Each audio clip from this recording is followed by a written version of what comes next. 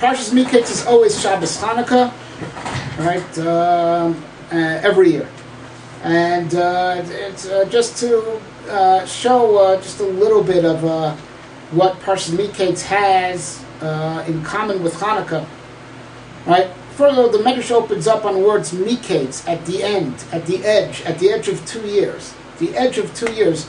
And Medrash Darshan that pasuk to mean Ketz brings in connection with our pasuk another pasuk, a pasuk in Tilma, as we're not mistaken. Okay, it says Ketz Sam Lachoshech, God put an end to evil, an edge to evil.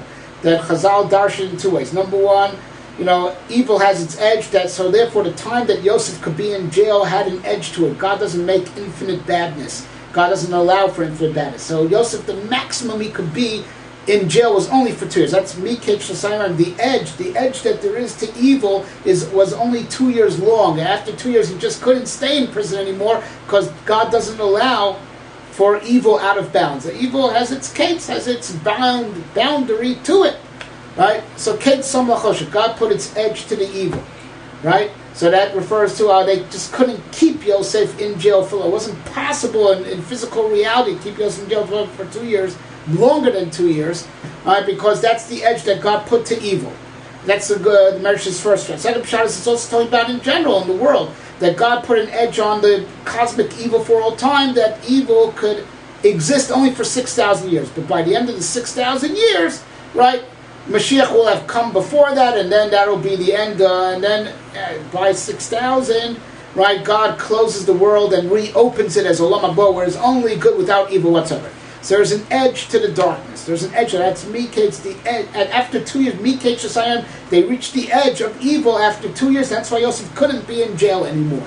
All right, and that also is part of Nes of Hanukkah, right? That the Greeks, they tried to defile all the oils, and they look for all the oils. The Timu Kol Shmanim, right? They look to defile all the oils because the oils represent the wisdom of Torah Sheba'al Peh, the wisdom of Torah. They wanted to defile that wisdom because they were trying to declare that only Hellenism and Greek philosophy is the only thing that's valuable and real and true and useful, right?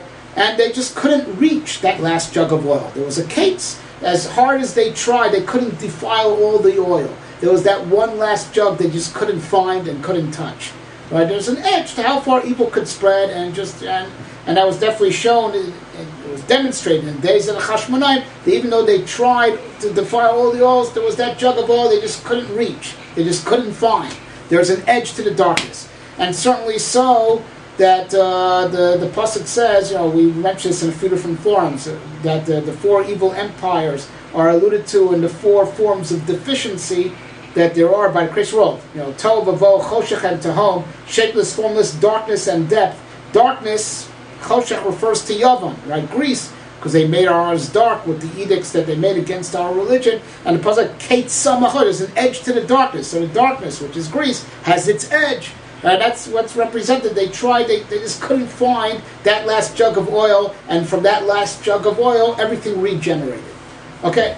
There is also a very beautiful allusion to the menorah in Paro's dream, right? It's something very interesting about all the bad cows, right? Is that, bad cows. But it says by the good cows, Vatirnu ba'achu, they grazed, and Unkla says, ba'achu ba'achvasa, they grazed in brotherhood. They were together.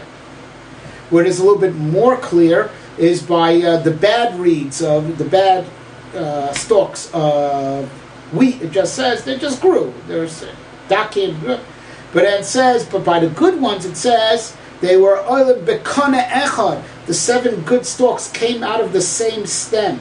The unity that there is in the good. Now you imagine what that stalk looked like. It had the same stem and it branched out the same. It looked like a menorah. Right? And the fact that the good is in unity, and bad is in disunity, right? The bad cows are not in brotherhood. The bad stalks do not grow out of the same stem, right?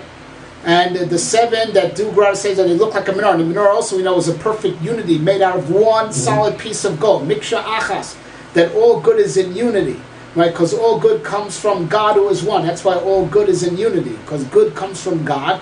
Good is what's associated with God, and that's why it's in unity. Right? And all good is in unity. Right?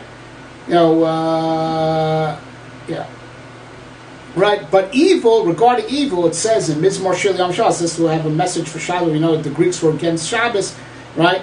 And Shabbos is the unifying factor of the week. Hayom Yom Rishon Shabbos, the first day of Shabbos, and the second day, Shom Sheni Bish Shabbos. Shabbos is the unifying factor of the week, because in good there is unity, right? And we said this every time, the Torah is all one Torah, and that's, we said this a few times, how you could have a kasha, you could ask a kasha from something in Zroim on a kasha, something on Kachim, and something in Taras, and the Gemara brings rice from all there. You see, it's all one Torah. It discusses different topics, like the 7 separate branches of the menorah, all from one solid piece of gold. That's the real good comes from the one God, and there's why it's a factor of unity, right? In good, and a factor of unity in the Torah, right? And regarding the evil, it says in Mizmor Shir Yom HaShabbos, Yispardu Kol Peleavin, all evildoers separate. When originally mankind in an effort to unify for bad, right, which was the Tower of Babel, so they got together to do a bad thing. There was unity for sake of doing bad. All that happened for us is that they got even more dispersed. Okay? They got only more dispersed. Right? So these are allusions that there is in Parshas Miketz to Hanukkah.